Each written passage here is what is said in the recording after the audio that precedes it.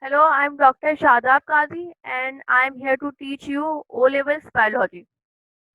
The first topic that we are going to cover in this lecture today is diffusion and osmosis.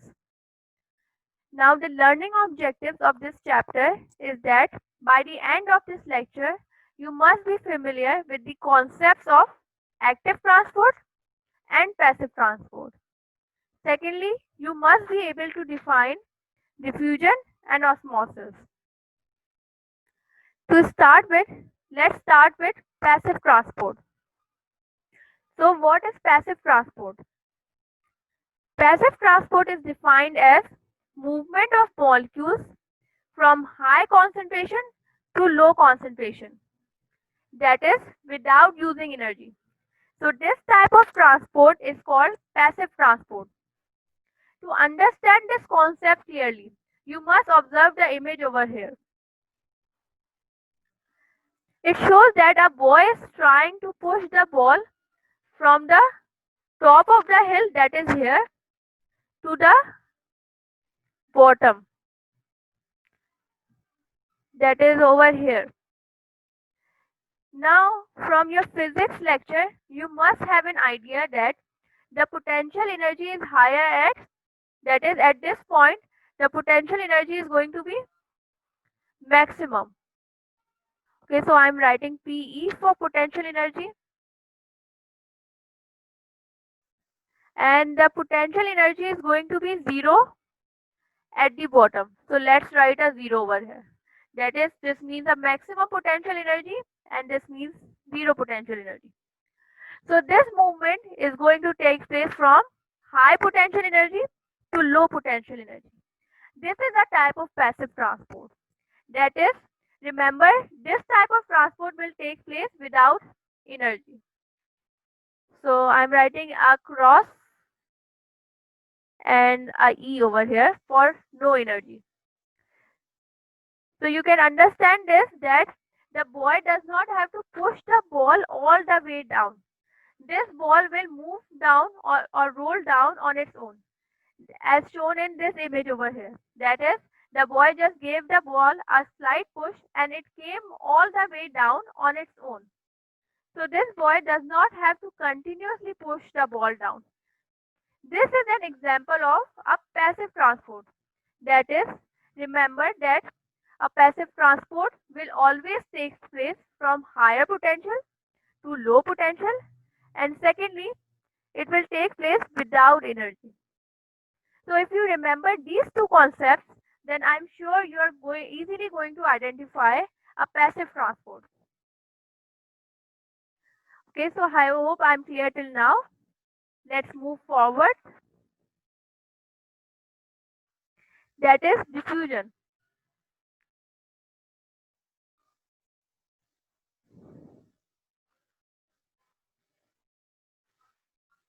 Okay, so that let's move forward. Now our second topic is, or second thing that we have to cover over here is diffusion.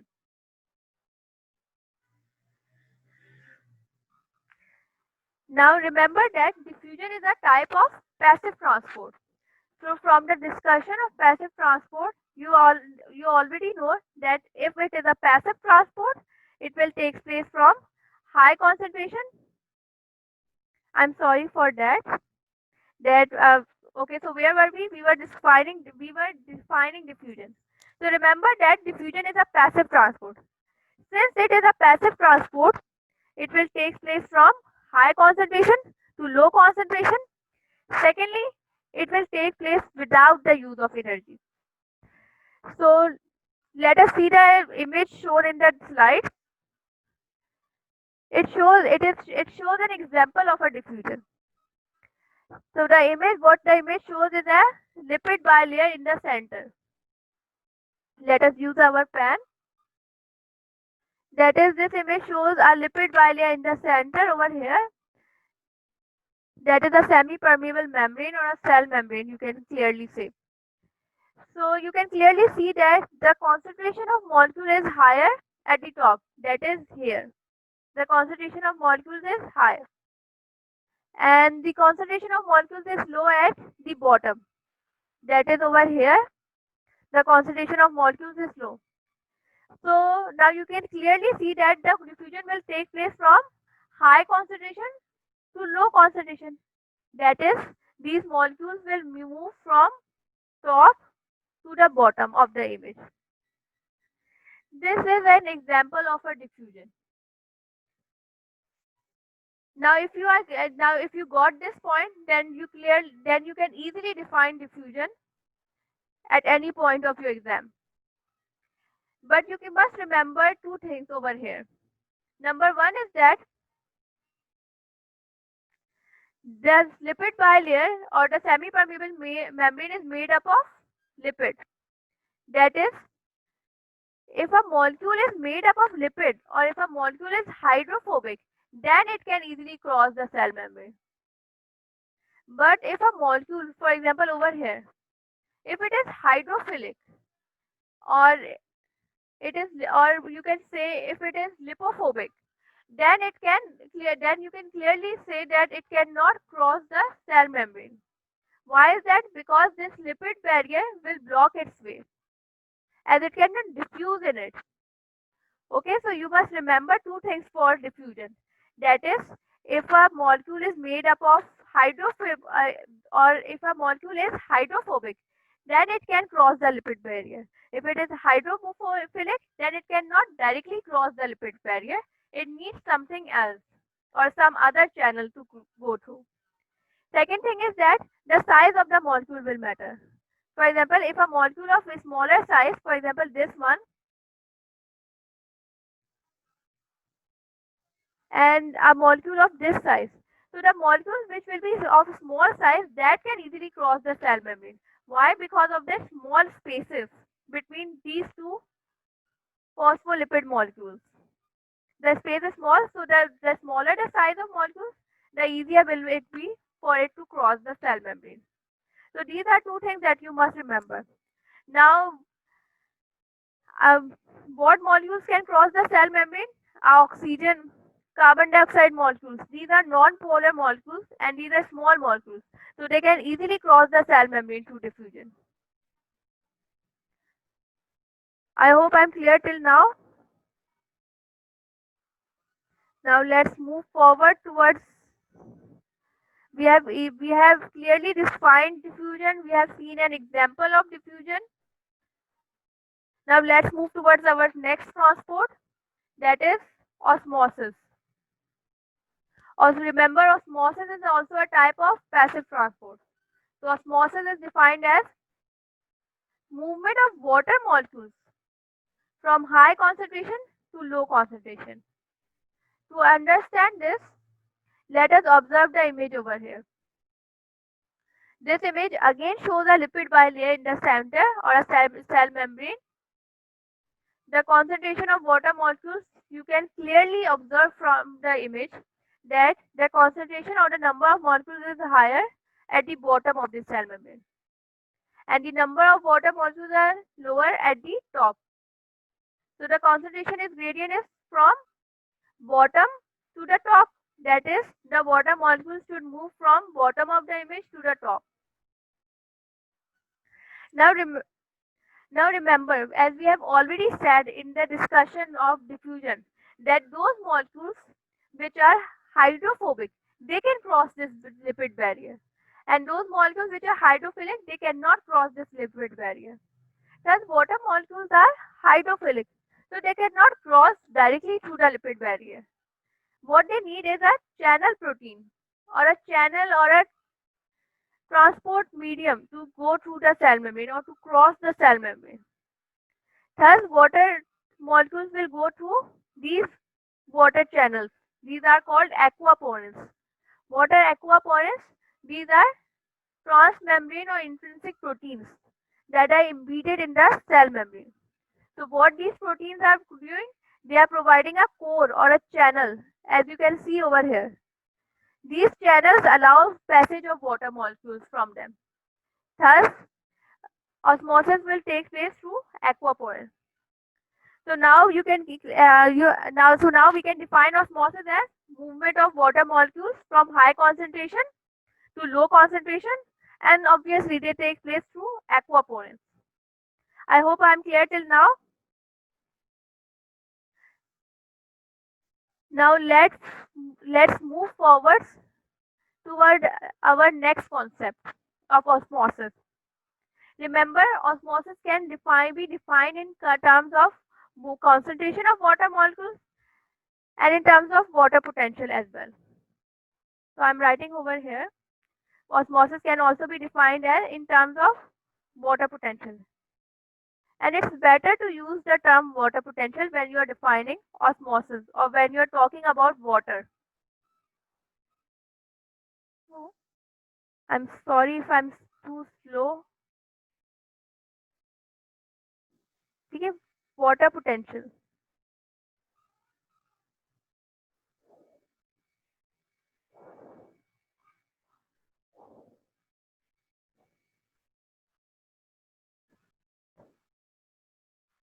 Okay, so I guess you can get it from here. What I'm trying to write, water potential. What is water potential? You must know how to define water potential. Now let's see the image over here again. The concentration of water molecule is higher at the bottom. Okay, so I'm writing here the concentration is high. Okay, so I arrow upward arrow for higher and a C for high concentration. Next is since the concentration of water is high over here, the number of water molecules will also be high. Okay, so I'm writing in hashtag or a number sign.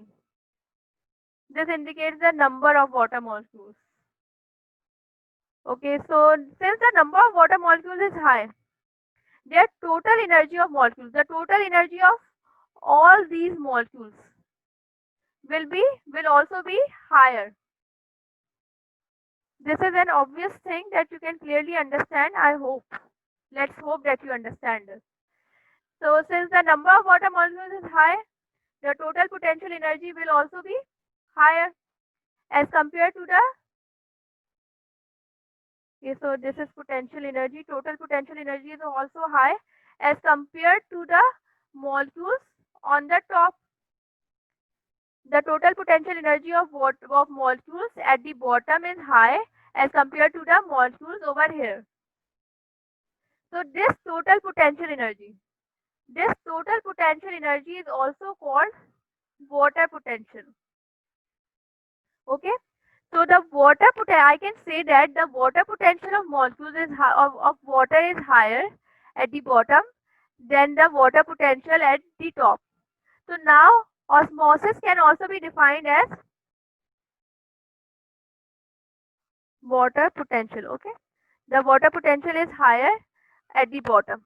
So now you can define osmosis in terms of water potential is as well. How you will do that?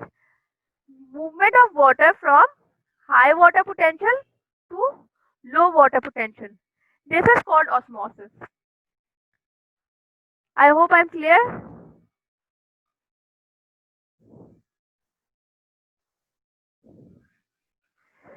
So let's move towards our next topic.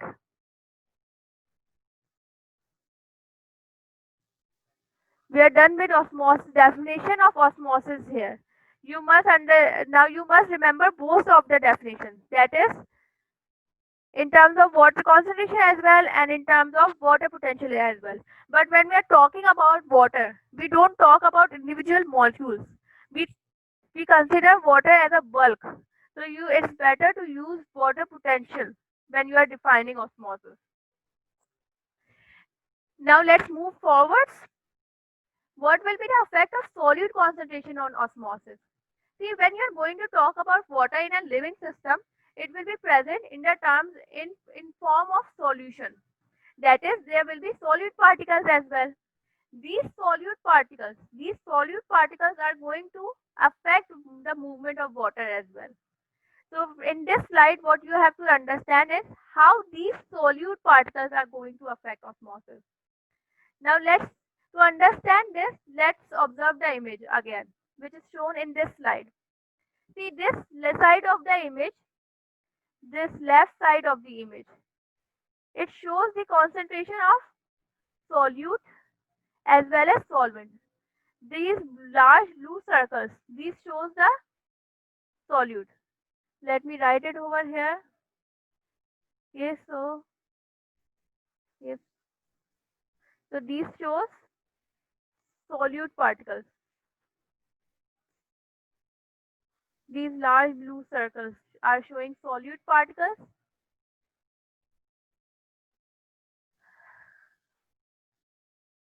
Okay, and these red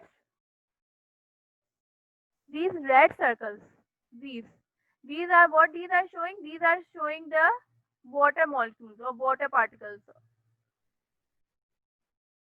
Okay, so I'm writing a W for water, or let's write it complete. I think I'm getting grip on this thing. Okay, so these red particles are showing water molecules, and these blue particles or blue circles are showing solute particles. See, now you can see the concentration of solute particles is greater on the left side and it's low on the right side. These solute particles are larger in size as compared to the water molecules. Since these solute particles are large in size, what they are going to do is they are going to offer a resistance to water molecules. Now this water molecule or this water molecule over here or this water molecule over here, now it cannot cross this cell membrane easily. Why? Because it has these solute particles in its way. So these have to collide with these solute particles, and when these solute particles will leave the way for them, then only they can cross. On the other hand, the image on the right side have low solute particles. Since this side of the image has low solute particles, so these water molecules are more free to move. These water molecules are more free to move than the water molecules on the left. They are not that they are not free to move because they have high resistance because of the solute particles. So now remember one thing, that when the number of solute particles will be higher, there will be higher resistance. And when the number of solute particles will be low, there will be low resistance. So since the right side have low resistance, so the movement of osmosis will take place from here, from right to left. That is, the osmosis will take place from the side which has low solute potential or low solute concentration to the side which has high solute potential or high solute concentration. Okay. Now you can define osmosis again. Now you can define osmosis in terms of solute potential. Now osmosis can be defined as movement of water molecules from water from low solute potential to high solute potential. This is also called as osmosis. So you have two definitions of osmosis up till now. One is in terms of water potential and the other one is in terms of solute potential. I hope I'm clear till now. So we have covered this topic as well, this slide, whatever you want to call it. Let's move forward. I think we are done with osmosis up till now. Let's see how this water potential can help in a living tissue or a living plant. Let's move forward. Now the next slide that we have is how water potential gradient helps in uptake of water by plants. Now you must understand this one thing, that this water potential is playing a very important role when it comes to the movement of water in plants. How this happens? See, the water potential that is at the level of roots or over air is high. Okay, so what is the cause of this high water potential? Let's write that down first. Okay, so this high and W is stands for water potential. So the water potential at the level of roots is high. Why this high water potential is high? The reason is that the roots are continuously absorbing water. So the continuous absorption of water is causing high water potential over here. Okay. Now at the level of leaves or at the top of the stem, the water potential is low. Okay, so again our downward arrow for low and our W for water potential. So the water potential at the level of leaves is low. Now why does water potential is low? The water potential over here is low because of continuous transpiration. That is due to heating by sunlight, the water is continuously being evaporated at the leaves. So this evaporation of leaves, this is causing a low water potential. So at the bottom, the water potential is high, and at the top, the water potential is low. So from osmosis, we have defined osmosis as movement of water from high to low. So the water will move from top to bottom of the stem. Sorry, I made a mistake over here. The water will move from bottom to the top of the stem. Okay, so this is called the ascent of sap or the upward movement of water. Since this movement is taking place against gravity, as you can see, it is taking place in the upward direction, or it is taking place against the gravity. So this movement requires some help or some assistance. This help is provided by two important properties of water, that is, let me write it here, adhesion and cohesion. Okay, so adhesion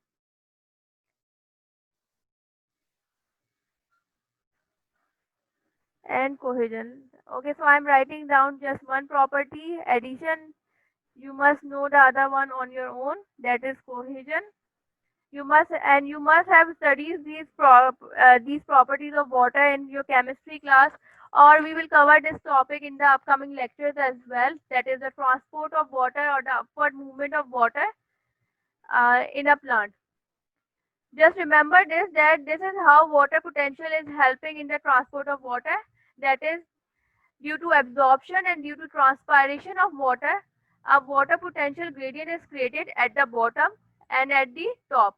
This potential gradient allows the movement of water, upward movement of water.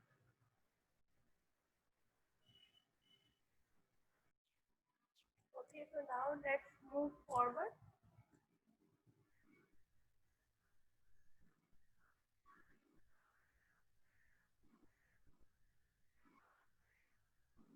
And that is, now we have to cover how tonicity affects osmosis. So what does this mean that Okay, so now what we have to cover is how tonicity affects osmosis. What does this mean is that where if a cell is placed in a solution or in a solution of different concentration, then how osmosis or how movement of water will occur. Okay, so to understand this concept, observe the image over here. Excuse me for the spelling of the tonicity in the heading. That is, O should be here after T. O should come after T. So excuse me for that. Besides, let's move forward. Let's first observe the cell. The image actually shows a red blood cell. That is a biconvex cell. I'm sorry, it's a biconcave cell actually. So in the middle over here, let's observe this one first. In this same, the red blood cell is placed in a solution of hypotonic hypertonic solution. So this hypotonic solution is going to be, remember, it's going to have solute potential low. That is this solution will have a low solute potential as compared to the solute potential of the cell cytoplasm. You can remember this thing from the hypo in the tonicity. Hypotonic, that is hypo means low. So the solid potential will be low on the outside, that is in the solution, and the solid potential will be greater inside the cell. So from the definition of osmosis, you can easily recall that we have defined that osmosis is movement of water from low solute potential to high solute potential. So water will move from outside of the cell or the solution inside the cell. Thus, due to this continuous influx of water or this continuous movement of water, you can see that this cell or red blood cell over here has swollen up. Okay. So this is what will happen if a cell is placed in an hypotonic solution. Remember that cell will swell up due to the continuous movement of water inside. Now, if this same cell is placed in a hypertonic solution. Okay, so remember that a hypertonic solution will have greater solute potential. That is, the solute potential of the solution will be more as compared to the cell. So now the movement of osmosis will again take place from low solute potential to high solute potential. That is, the water will move from inside of the cell to the outside. And due to this efflux of water or due to this outward movement of water, this cell over here is shrinking down. So this is what will happen if any cell, if it is placed in a hypertonic solution, then the cell will shrink down due to outward movement of water or osmosis of water. Now the last part is if this same cell is placed in an isotonic solution as shown in the image over here. Now the solute potential on both sides, that is in the solution and inside the cell, is equal. Thus the net movement of water will be 0. That is, the water will neither leave the cell nor it will enter the cell. Due to this, the cell over here is normal. That is, it has its normal shape, that is biconcave shape of which is typical of a red blood cell. Okay, so I hope I'm clear till now. I hope you clearly understand how tonicity will affect osmosis. So this will happen with all the cells which are placed in different solutions of different tonicity. So we have completed this topic, that is effect of tonicity on osmosis. Now, since we are done with this, let's move forward. Let me clear this and let's move forward. Okay, so now this slide over here, it shows the difference. That is what will be the effect of tonicity on an animal cell and what will be the effect of tonicity on a plant cell.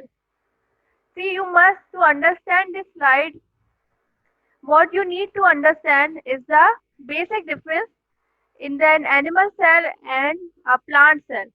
This difference will determine how both of these cells will react to the difference in tonicity. Here, this part on the top, it shows a plant cell. See, this plant cell has a cell wall.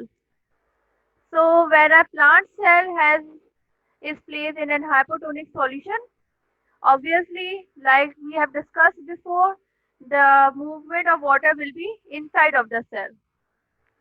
The water will continuously move in till this cell membrane of the plant cell will start touching the cell wall.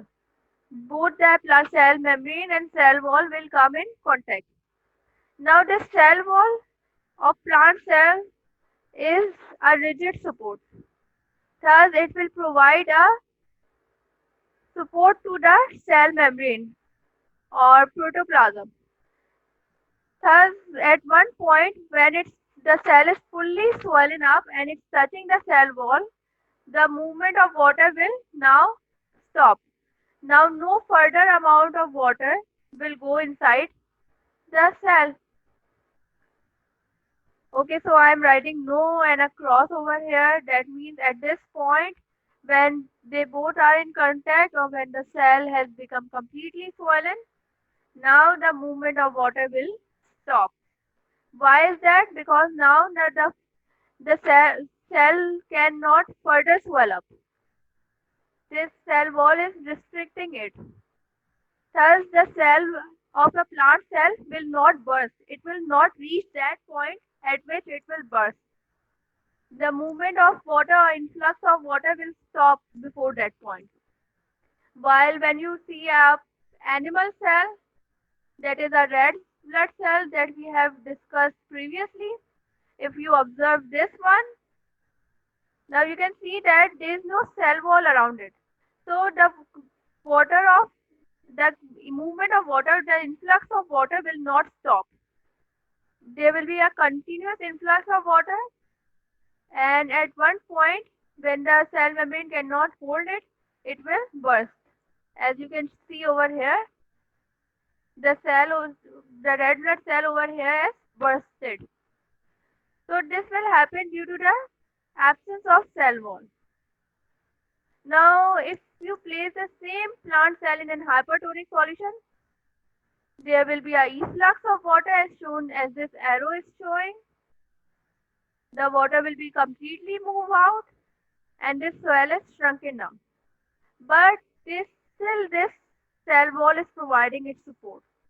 So once the cell is placed in an hypotonic or isotonic solution, it will again absorb the water, again influx of water takes place, and it will again attain its normal size. So the cell will not die.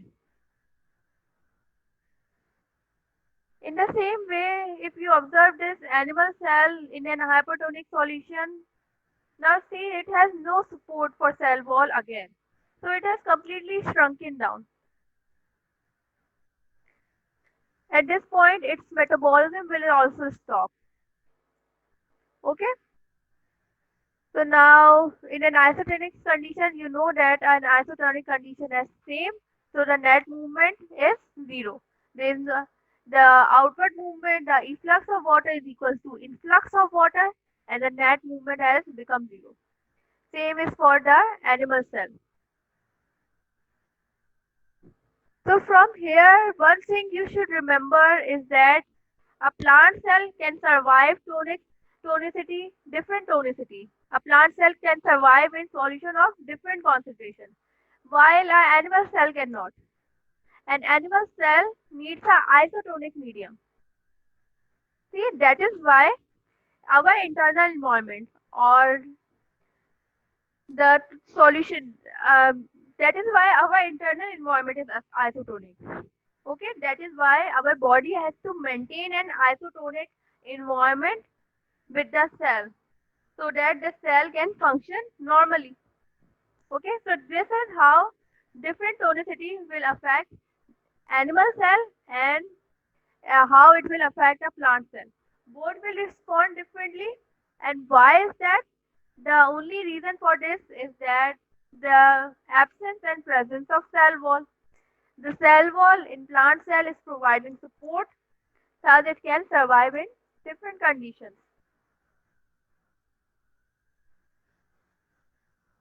Okay, so we are done with this.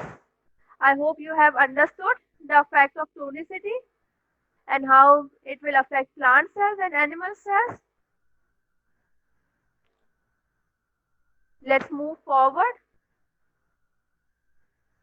Now we are completely done with the passive transport. We have covered what is definition of passive transport. We have covered the definition of diffusion. We have covered osmosis. We have covered different definitions of osmosis, that is in terms of water potential and in terms of solute potential.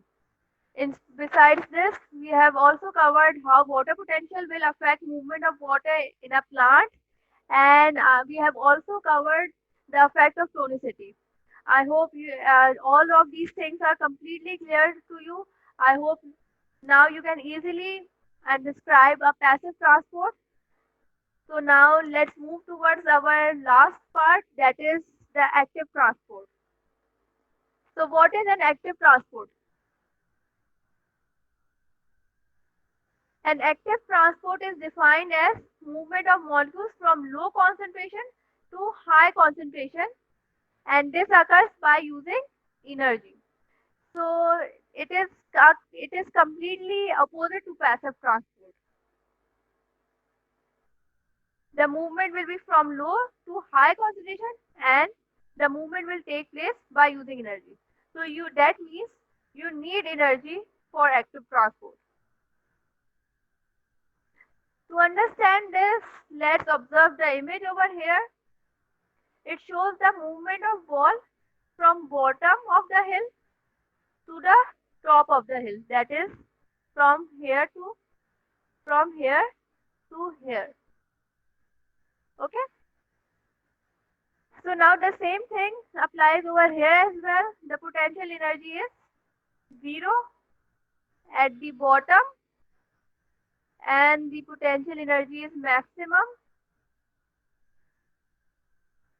at the top. That is, I'm writing again PE for maximum potential energy. Now the movement is taking place from low potential energy to high potential energy. That is, this movement is against the concentration gradient. The concentration gradient is downward, and we are moving the ball against it. So this type of transport, remember, this type of transport requires energy.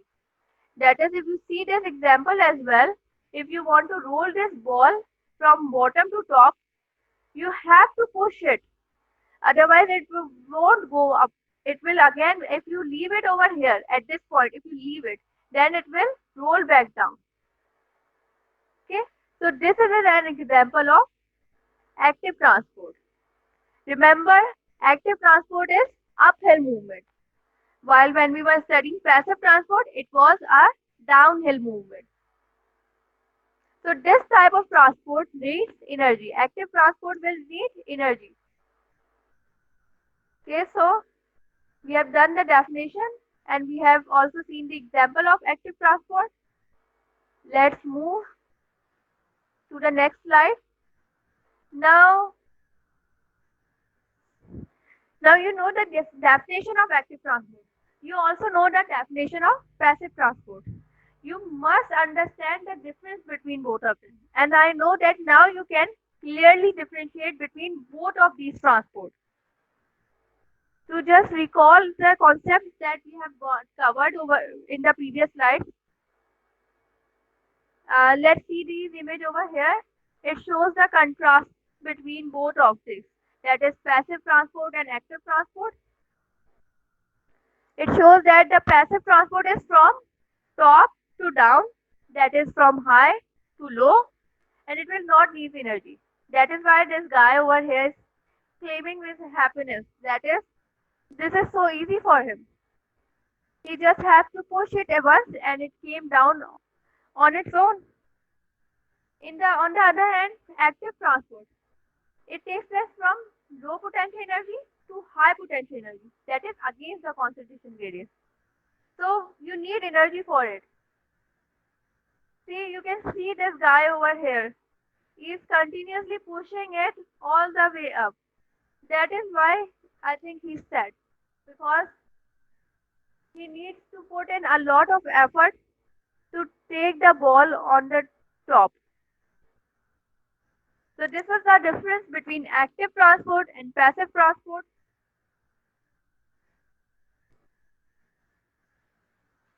Okay, so now this is our last slide of the lecture. That is how active transport helps in uptake of ions by root hair cells.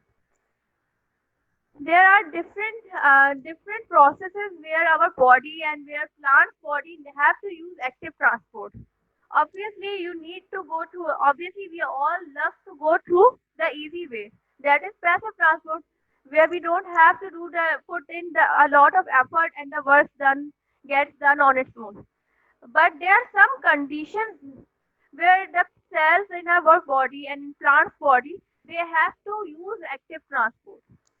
So this is one condition over here, that is uptake of ions by root hair cells. Now look, these are root hair cells. Sorry, these are root cells, and these are root hairs. This downward extension. Now the problem over here is that the cell sap or the cell is already very concentrated with ions. So the concentration inside the cell is already very high, whereas the concentration of ions in the soil is comparatively low. But still these cells have to keep on pumping the ions inside the cell. Already they have a large quantity of ions in present, but still they have to pump the ions. So this movement has to take place from low concentration to high concentration. That is from the soil to the root hair cell. So this type of transport, that is uptake of ions, this is an example of active transport. Since it's occurring against the concentration gradient, that is from low concentration to high concentration, it is an active transport. That is, it will need energy. The root cells has to expend a lot of energy, a lot of ATPs to absorb the ions from the soil. Okay, so we have covered almost all the topics for this lecture. We have differentiated between active transport and passive transport. Now, here are some practice questions that will help you in clearing your concepts more. So let's go through these practice questions, and then we are at the end of the lecture. So question 1 that we have over here is, they are asking which processes can only occur through a membrane. The option A is all three of them. That is active transport, diffusion, osmosis. Option B is only active transport and diffusion and not osmosis. Option C is active transport and active transport and osmosis and not diffusion. And option D is both diffusion and osmosis but not active transport. So what you need to understand over here is that all these transports need a concentration gradient. Okay, so all these transports, whether it is an active transport, whether it is a diffusion, whether it is osmosis, all three of them will need a concentration gradient. That is, they will take place either from high concentration to low concentration or from low concentration to high concentration. This concentration gradient can also be created by a partition or a semi-permeable membrane that allows some molecule to pass and some not. So this semi-permeable membrane or a membrane, if present, then only you can create a concentration gradient. Okay, so I am writing a G over here. So since all these transports will take place through concentration gradient, thus the right option will be option A. That is active transport, diffusion and osmosis. All three of them will need a membrane to create the gradient. Okay, so now let's move towards our next question. Okay, so that is question number 2. I have to erase these that I have done on the previous slide.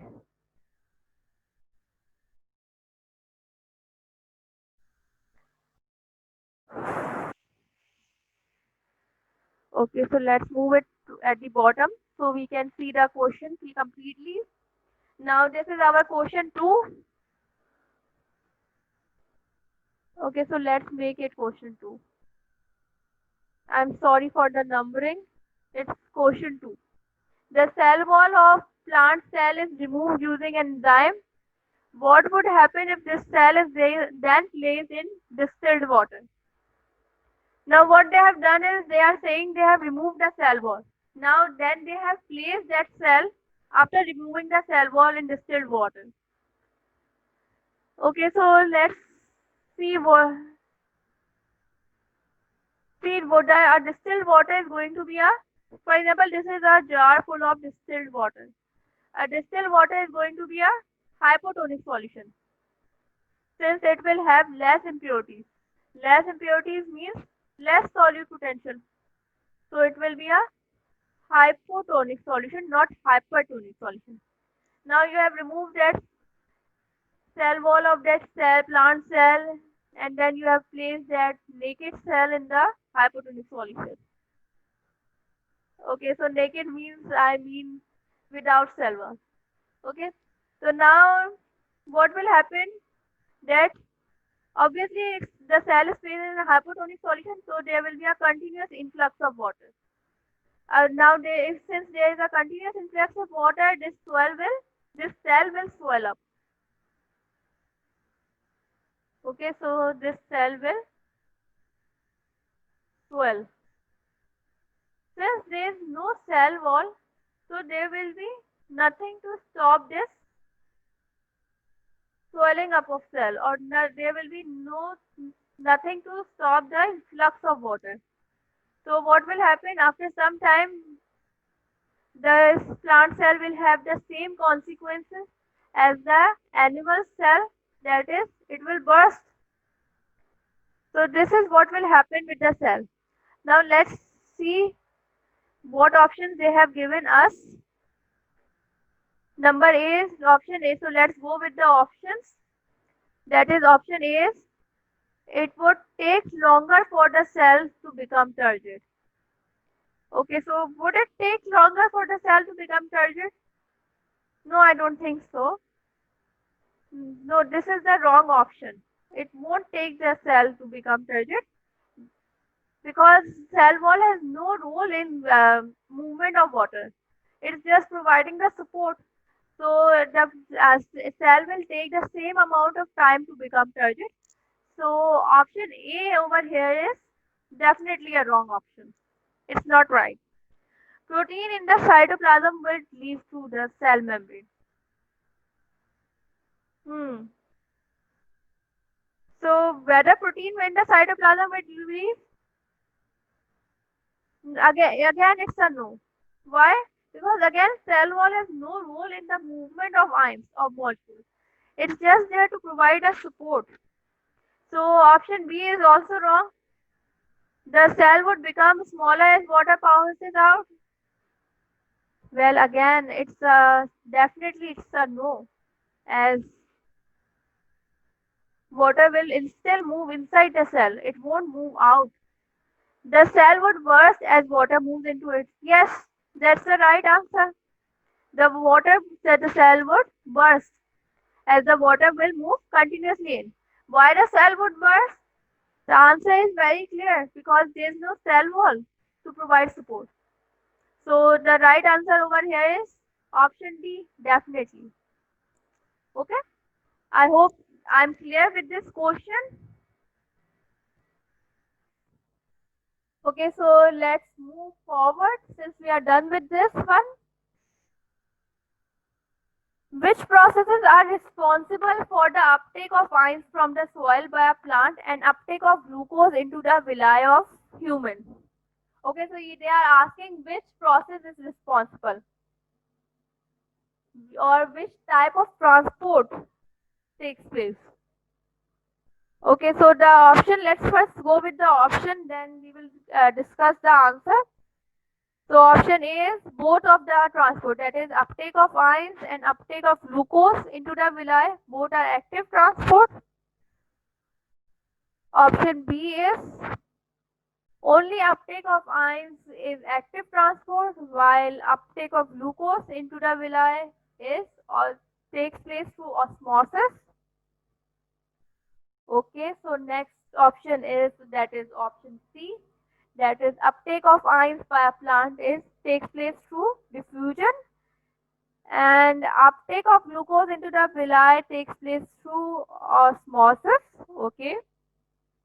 And option D is uptake of ions by a plant is osmosis, and uptake of glucose into the villi is active transport. Okay, so you must be very clear with the uptake of ions by a plant. We have already discussed this one.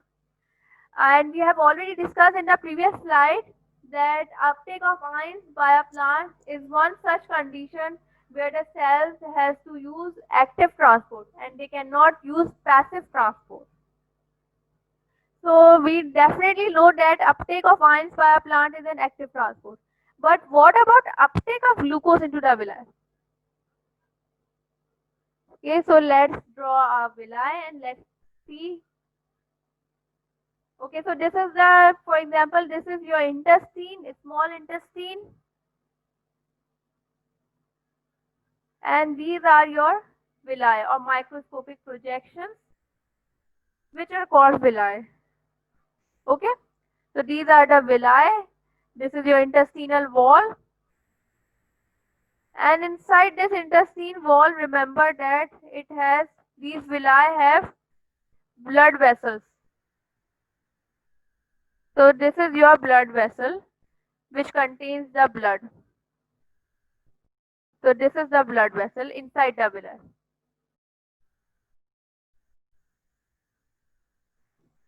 Okay, so this is your blood vessel.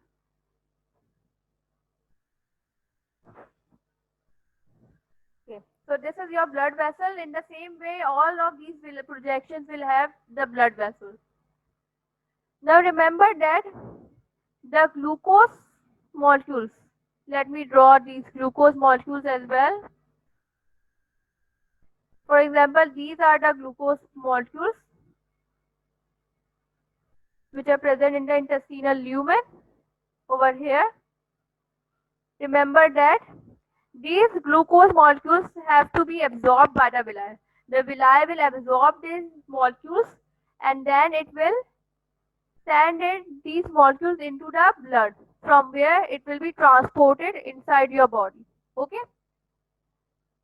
Now just remember one thing, that again the concentration of glucose that is present inside the lumen of intestine is lower as compared to the concentration of glucose which is already present inside the blood. So here, just remember here the concentration of glucose is much higher. That's why this blood is blue. Okay, this blue color is indicating all the concentration of glucose molecules that is already present in it. Now again the movement will take place from low concentration, that is lumen of intestine, to high concentration. Since this movement is taking place from low to high concentration, that is against the potential gradient, it will be an active transport. Well done if you guessed it right. It will be a active transport. That is, movement of glucose into the villi will also be an active transport. So both of these conditions, uptake of ions by plant and uptake of glucose into the villi, both will take place through active transport. So the correct option for this question is option A. That is, both are active transport.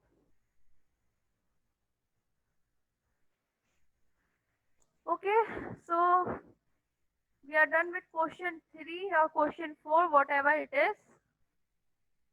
Now let's see what is our next question. So this question says that the diagram shows 3 plant cells labeled P, Q and R. The arrow shows the direction of water movement by osmosis. Now what they are asking you what is the correct order of water potential in the cells from highest to the lowest. That is, they want to know what is the order of water potential. Means which cell has the highest water potential and which cell has the lowest water potential. So I think it's an interesting question. Let's see. Oh, let's first observe the cell P and cell Q. The arrow shows that the water is leaving from cell Q to cell P. So we have defined osmosis as, okay, so we have defined osmosis as movement of water will take place from high water potential to low water potential. Since the water is leaving cell Q and entering cell P, so cell P must have low water potential and cell Q must have high water potential. That is, movement is taking place from high water potential to low water potential. Now, if you observe cell P and cell R, the water is leaving cell P and it's entering cell R. So when compared with cell R, the cell P must be having higher water potential and cell R must have a low water potential. Okay, so I'm drawing a downward arrow for low water potential. And since cell water is also leaving from cell Q to cell R, again cell Q will have a high water potential from cell PR and cell R will have a low water potential. So from here I can conclude, or from here we can conclude that cell Q has higher water potential than cell P and cell Q has higher water potential than cell R. This means cell Q has the highest water potential when we talk about all three of them. Okay, so I'm drawing a big arrow for this one. That means a high water potential, highest water potential. So it's a big arrow. And cell R has low water potential than cell P and it has low water potential than cell Q. So we can easily say that it has the lowest water potential. So cell Q has the highest, cell R has the lowest. We are remained with cell P. Since cell Q has the highest and cell R has the lowest, cell P will have a middle level of moderate level of water potential. So what will be the right option for this question or the right answer? The right answer is going to be option C. Why? As the option C, C says cell Q has highest, cell R has lowest, and cell P has middle level of water potential. So this is the right option, I guess. We are done with question number 5 as well. I hope it's clear to you. Okay, so now let's move towards our next slide and our next question. Okay, so question number 6. What describes the diffusion of molecules? Okay, so I think this is one of the easiest questions, and if you get this in your exam, it's a bonus for you, or it's a treat for you. Okay, so option A says that movement from a region of the higher concentration to region of lower concentration down a concentration gradient. Option B says movement from a region of their higher concentration to a region of their lower concentration up a concentration gradient. Option C says movement from a region of their lower concentration to a region of their higher concentration down a concentration gradient. And option D says that movement from a region of their lower concentration to a region of their higher concentration up a concentration gradient. So which one is the right answer? I guess it's option A. Why? As we have already described, movement from region of high concentration to region of low concentration. And since it's from high to low, it will be down the concentration gradient, not up the concentration gradient. So it will be down the concentration gradient. or remember this, it will be a downhill movement. Since it is a downhill movement, it is acting or occurring against, it is occurring towards the or down the concentration gradient. Okay, so this was the easy question. We are done with question 6. Now let's move towards question number 7. It says that the diagram shows the concentration of magnesium ions in a healthy root hair cell of a plant and in the soil water surrounding it. For the plant to remain healthy, how will the magnesium ions move? Okay. So they have given us options: into the cell by active transport, option B into the cell by diffusion, option C out of the cell by active transport, option D out of the cell by diffusion. Now let's see the image. What does it say? The cell sap has a concentration of magnesium ions that is 5 millimoles per decimeter cube, and the soil has concentration of magnesium ions 3 millimoles per decimeter cube. The concentration of magnesium ions is higher inside the cell sap, and the concentration of magnesium ions is lower in the soil. So where is the concentration gradient? The concentration gradient is from inside to outside. So typically diffusion must occur from inside to outside. But since they are asking what should a plant do to remain healthy? So remember that in order to remain healthy, a plant continuously pumps in the ions, pumps the ion inside the cell sap. Okay. So in order for this cell to remain healthy, it has to ignore the concentration gradient and it has to pump the ions inside. Still it has a lot of magnesium ions, but it has to continuously pump the ions inside. So this transport, which will occur against the concentration gradient, that is from low concentration to high concentration, it will take place by active transport. So that's what the plant has to do.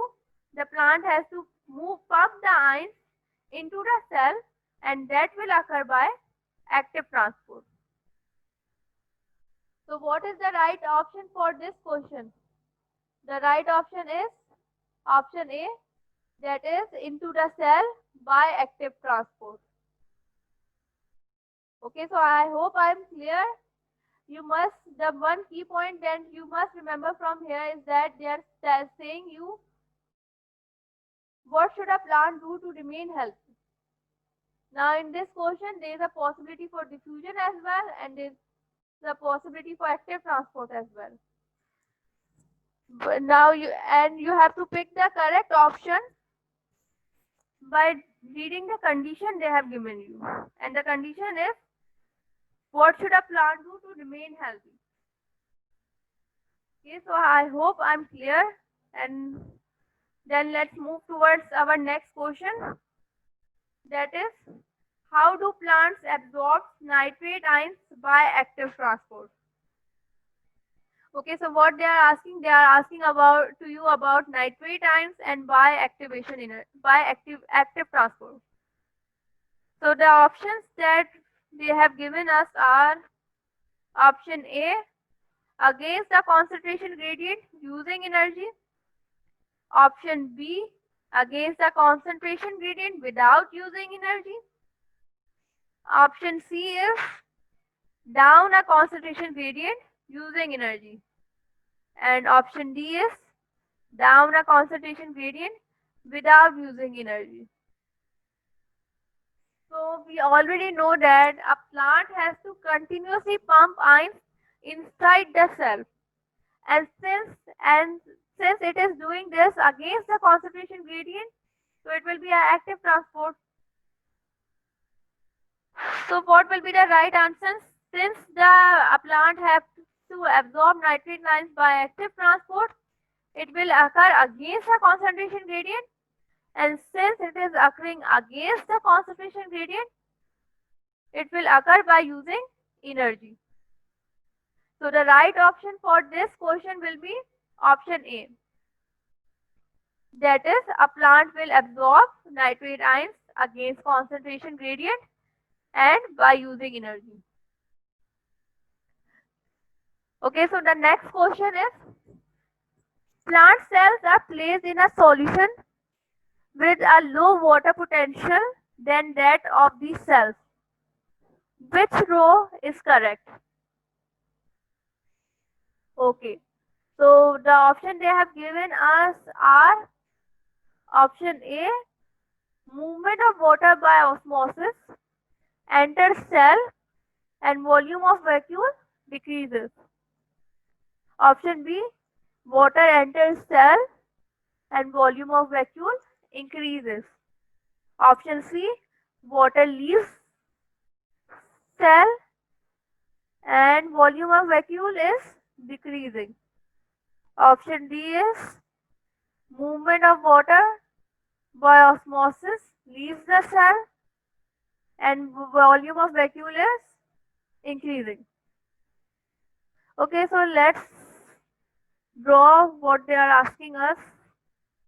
Let's see.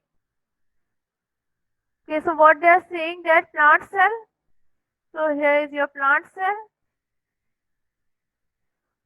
This plant cell is placed in a solution. So here is the solution, and this solution has low water potential. So the water potential of solution is low, and the solution of water, if the solution of water potential, if the water potential of solution is low, then the solution of cell sap will be high. Okay, so I haven't drawn the vacuole over here. Here is your vacuole. Okay, so this is your vacuole. So where should the water move? The water should move from high water potential to low water potential. So the water will leave the cell. Since the water is leaving the cell, the water will also leave the vacuole. As the water is leaving the vacuole, the size and volume of the vacuole will decrease. So what should be the answer? Water will leave the cell and volume of vacuole should decrease. So which option says that? Okay, so option C. Option C says water will leave the cell and volume of vacuole decrease. So option C is the right answer in this case. Okay. So option C is the right answer. This is what will happen in the if a water is placed in a low solution of lower water potential. Yes. So let's move on. Now in this question 11. Now in this question they have given us different diagram and they are asking which diagram illustrates the process of active transport. Okay, so this is an interesting question again. You have to observe the diagram and then I'm sure you can answer this question correctly. Okay, so let's start. Let's see what this image A shows. Okay, so this image A, it's showing a root cell, root hair cell. Okay, so they have labeled it as well. Okay, so the concentration of ions, you can see there is greater number of ions inside the cell as compared to the number of ions outside the cell. So movement is going to take place from, movement is taking place from, see this arrow is showing from outside to inside. So the movement is taking place from low concentration to high concentration. See this movement is occurring against the concentration gradient. Since this movement is occurring against concentration gradient, obviously it will need energy. So yes, this is a typical example of active transport and image A is clearly showing active transport. So it's the right option. Let's see other options as well. Okay, so now option B. What option B is saying is they have shown you water molecules. These colorless circles, these are water molecules. The movement is taking place from inside of plant cell to outside.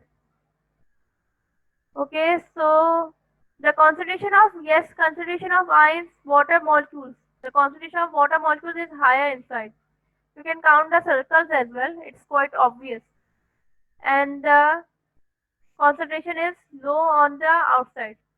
So movement is occurring from high water potential to low water potential.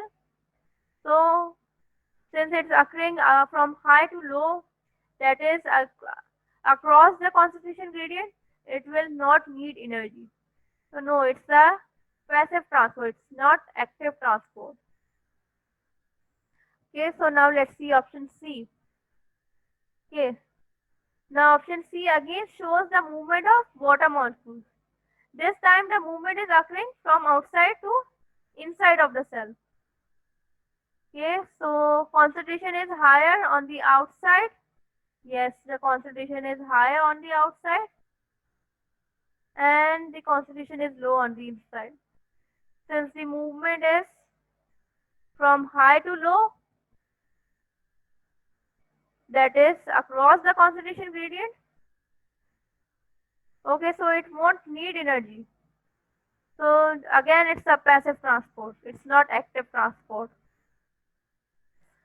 Okay, so now let's go with our last image or last option. That is, it shows the movement of carbon dioxide molecules.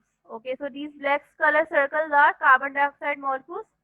The movement is from tissue cell to red blood cell. Okay, so the concentration is higher inside the tissue cell and it's low in the red blood cell. So again, it's from high to low, that is across the concentration gradient. So it won't need energy. Again, it's a passive transport. Okay, so the right option that we have for this question is option A. That is the movement of mineral ions in the root hair cell. Obviously, you could have answered it with the example of root hair cell, but I want to explain it to you again. Okay, so let's clear this and let's move. Okay, so now it's question number 12. The question says that which statement is always correct when oxygen is diffusing out of a plant cell? Let's see the options. Option A says the concentration of carbon dioxide is higher inside the cell than outside. The concentration of carbon dioxide, okay, oh, I've changed the slide, sorry for that. Okay, so let's do it again. We were on option B. This says that the concentration of carbon dioxide is higher outside the cell than inside. Okay, let's move to C. The concentration of oxygen is higher inside the cell than outside.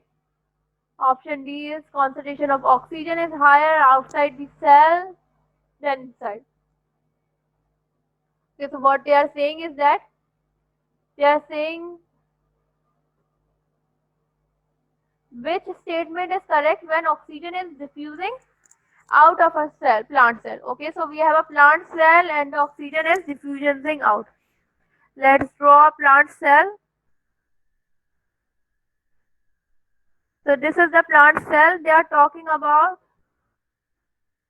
and oxygen is, let's say oxygen is diffusing from inside to outside. Now since the movement of oxygen is from inside to outside, so it's quite obvious that the concentration of oxygen should be higher in the inside than the outside if diffusion has to take place. Okay, so from here we can clearly answer. The concentration of oxygen should be higher inside than the outside. So the correct answer for this question is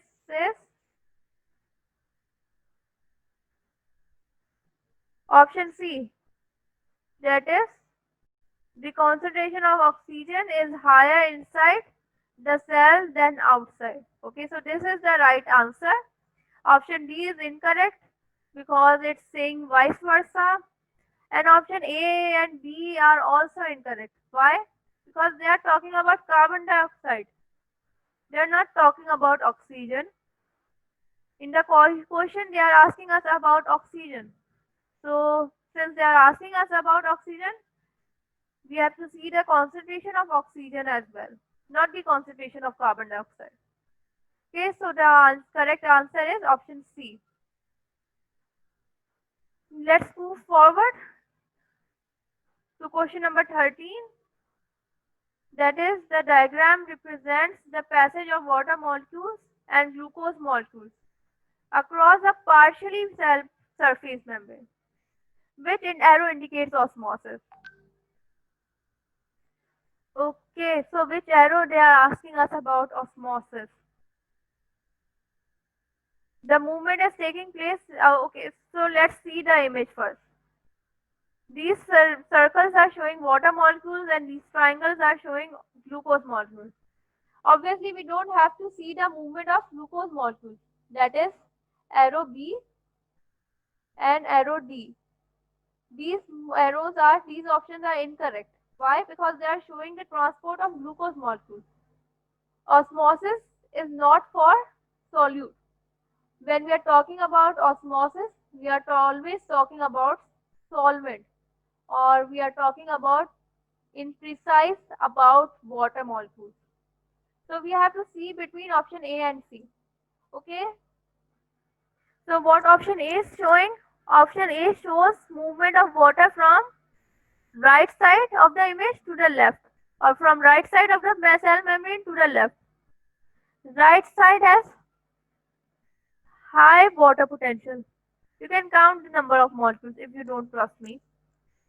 And the left side has low water potential. So the arrow A shows from high water potential to low water potential. And it's a passive transport, obviously. Option C shows from left to right. So it is again showing from low water potential to high water potential. Remember when we discussed or when we described osmosis, we said osmosis will take place from high water potential to low water potential, and that will be without energy, and that is a passive transport. So you can clearly see from here that we have drawn the arrow. Option A is showing movement from higher to low.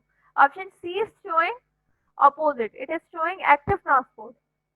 So the right answer is option A. That is the movement that is occurring from high to low water potential. Okay, so we are done till now. I hope I'm clear. We have covered question number 13. Let's erase it and move forward. Okay, so now our next question is, what is an example of active transport? Option A says movement of glucose molecules into the cells of the villi. Option B says movement of glucose molecules down a concentration gradient. Option C, movement of ions in blood plasma. And the last option, that is option D, says movement of water in the transpiration stream. Okay, so let's move from down to the top. That is movement of water in the transpiration stream. We have seen that it occurred from, that is the upward movement of water that we have discussed in the previous slide. that was occurring from high water potential to low, that is from roots to the leaves. So it was passive transport, it was not active transport. So option B, I'm sure, is incorrect. Now option C, movement of ions in blood plasma. Well, movement of ions in blood plasma is also not an active transport. It's passive transport. Option B, movement of glucose molecules down a concentration gradient. When a movement is occurring down a concentration gradient, remember that it will be always be a passive transport. It won't need energy. So option B is incorrect. Now let's see option A, movement of glucose molecules into the cells of villi. So in the previous questions, we have already discussed this, that movement of glucose molecules or the absorption of glucose molecules by the villi is a type of active transport. So option A is the correct answer for this. Okay, so now let's see question number 15. Okay, so it says that the roots of a plant are placed in a dilute solution containing chloride and nitrite ions. The graph shows how the rate of uptake of chloride and nitrate ions by the roots of the plant varies with oxygen concentration. What can be concluded about how chloride and nitrate ions enter the roots? Okay, so first let's see the graph, and then we will see the question again what they are asking. Let's first observe the graph.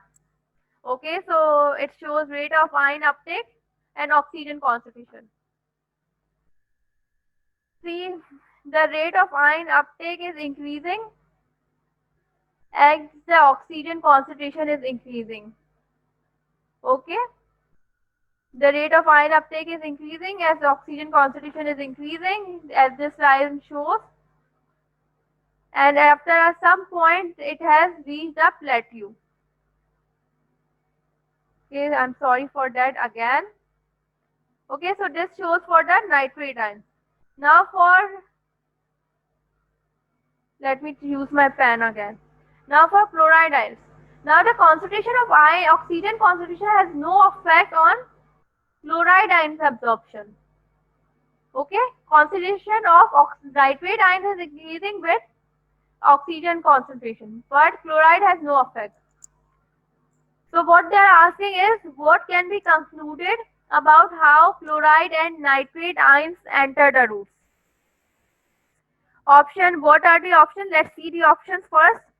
Option A says both are active transport, that is chloride and nitrate ions both enter the root cells by active transport. Option B says chloride ions enter by active transport, nitrate ions enter by diffusion. Option C says chloride ions enter by diffusion, active transport is for nitrate ions. And option D says both chloride and nitrate ions enter by diffusion. So what you can understand from this graph? See, let's first discuss nitrate ions. Since oxygen concentration is increasing, what does this tell you? This tells you that when a cell is moving by, when a cell is using active transport, or when the transport is active, thus it will need energy. This energy is produced in the form of ATP. ATP. And these ATPs are produced during respiration or breakdown of glucose.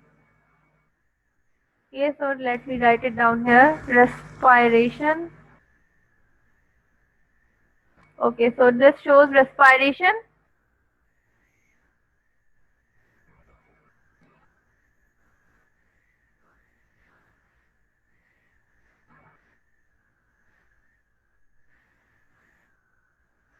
Okay, so this shows respiration. Active transport needs ATP, and ATP is produced during respiration. And respiration needs what? Respiration needs energy, oxygen. Respiration will need oxygen for the production of ATP. So the more the oxygen, the more ATP. The greater the number of ATP, the faster the active transport will be, or the faster the uptake of ions will be. Okay? So let me write it down here. Let's write this down. So it's kind of a rule, or I can say that it's a rule. Not necessary, obviously, in every condition, but let's say that the more oxygen, the greater number of ATPs will be produced. Number of ATP. Okay, the the greater number of ATP,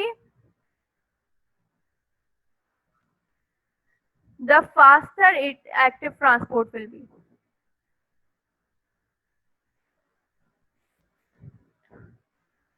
Okay, so excuse me for any spelling mistake if I'm making, or any grammatical mistake I'm making.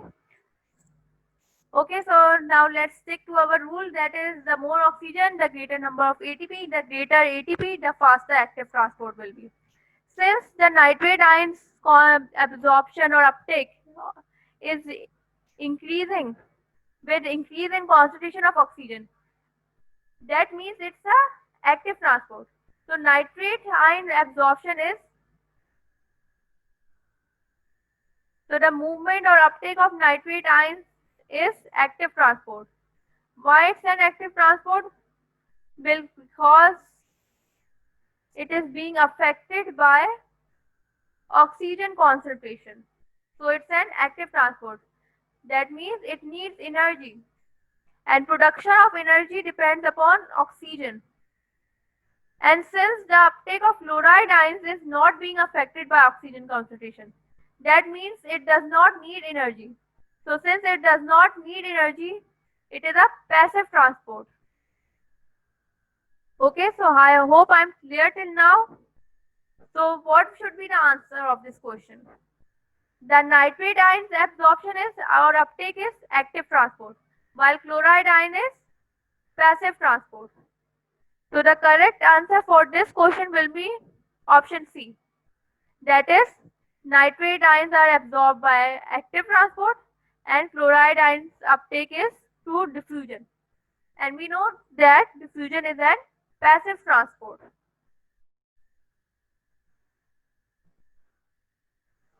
Okay, let me write it down here as well. So it's a passive transport. Okay, so we are done with this question. I hope it's clear to you now. Okay, so now let's move on.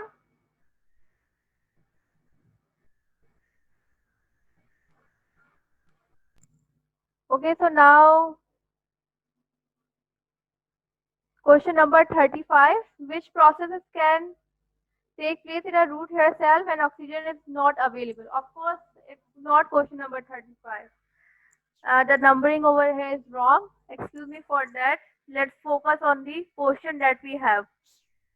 So what they are asking is, which process can take place in a root hair cell when oxygen is not available? Okay, so when oxygen is not available, um, if oxygen is not available, that means a cell cannot generate ATP. If a cell cannot generate ATP, it means it does not have energy. And since it does not have energy, it obviously it cannot perform active transport. So it has to go with passive transport. So what options do we have over here? Option A, active transport only. Option B, diffusion only. Option C, active transport and osmosis only. And option D, diffusion and osmosis only. So we have already discussed this, that the cell has to do passive transport. So The correct option for this over here is D, as it contains both the passive transport. No active transport will take place over here, so option A and C are incorrect. Okay, so now let's move on. Below us is a series of cell processes. Mineral ion entering root hair cells, glucose uptake by villus cells, water entering root hair cells. What they are asking is which of these transport involve active transport. The options that we are given are option 1 and 2 only. Option B says 1 and 3 only. Option C says 2 and 3 only. And option D says all of them. That is 1, 2 and 3. All are active transport. Okay, so let's see option C. It says water entering root hair cells. Remember that water will enter through osmosis only, or water will leave through osmosis only. So since it's taking place through osmosis, so it will be almost in most of the conditions, it is going to be a passive transport. Water entering or leaving will be a passive transport. You cannot control water. Okay, so we are left with option 1 and 2. We have already discussed both of these examples, that mineral ions entering root hair cells, glucose uptake by villus cells, both of these are active transport. So the correct option is option A, that is 1 and 2. Both are active transport. Okay, so now the next question, I guess it's the last question. Which process does not depend on respiration? Option A says active uptake of ions. Option B says conduction of nervous impulses. Option C says glucose, diffusion of glucose. And option D is muscle contraction. So they are asking which does not depend upon respiration. Which does not depend upon respiration means if a transport does not depend upon respiration, it means it does not need energy. And since it does not need energy, they are asking us about passive transport. So indirectly they are asking us about which of these transport is a passive transport. So active uptake of ions, since it is active, so it means it's an active transport. It will need energy. Option B, conduction of nervous impulses. Yes, you will learn this in the upcoming lectures as well, that conduction of nerve impulses, it's an active transport. It will need energy. Muscle contraction. Muscle contraction is definitely an active transport. In order for your muscles to contract, they need an ATP, and since they need ATP, they need respiration. So the last option is diffusion of glucose. And since we know diffusion is a passive transport, so it will not need energy and it will not depend on respiration. So option C is the correct answer. Okay, so thank you very much. We are done with it. If you have any question, you can comment on this video for any of your queries, and I will reply to them, and I will try to get back to you as soon as I can. So thank you for listening. We are done with diffusion and osmosis. We have covered all the objectives of this lecture. We have covered all the important points that you need to know, and we have done on the practice questions as well. Still, if you have any query, you can always ask. Thank you again.